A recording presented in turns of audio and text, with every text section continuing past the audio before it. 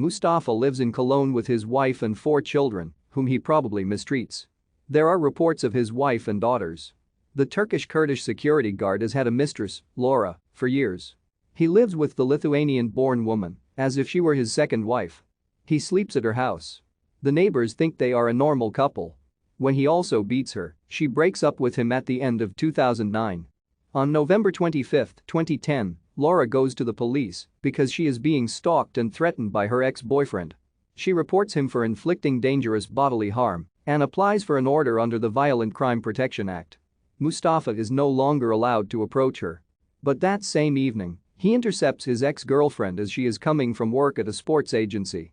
She is accompanied, presumably because she is afraid, by her colleague Andrés, a 34-year-old field hockey coach with a Chilean family. He alerts the police. The officers conduct a threat assessment, issue a restraining order, and file an additional report. 4 days later, Mustafa is again waiting outside the company. With 7 shots, he shoots his ex-girlfriend and her work colleague.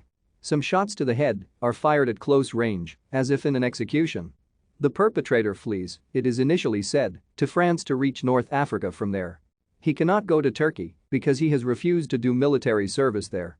Mustafa's wife and 4 children were taken from the family home and taken to safety. Police said they could not rule out the possibility that the perpetrator would return and cause another massacre. On January 4, 2011, the fugitive is arrested. In August 2011, the trial begins in the District Court of Cologne. It turns out that Mustafa's brother helped him escape to France, later to Spain. From there, the perpetrator probably wanted to fly to his Kurdish homeland, but during the stopover, was sent back to Spain by Romanian border police for false papers. French police then arrested him in Narbonne. In September, he was sentenced to life in prison. The particular seriousness of the guilt has not been established.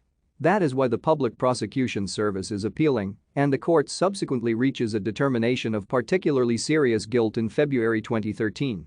Mustafa's only option for earlier release from prison would be deportation to Turkey. There he would presumably be released immediately.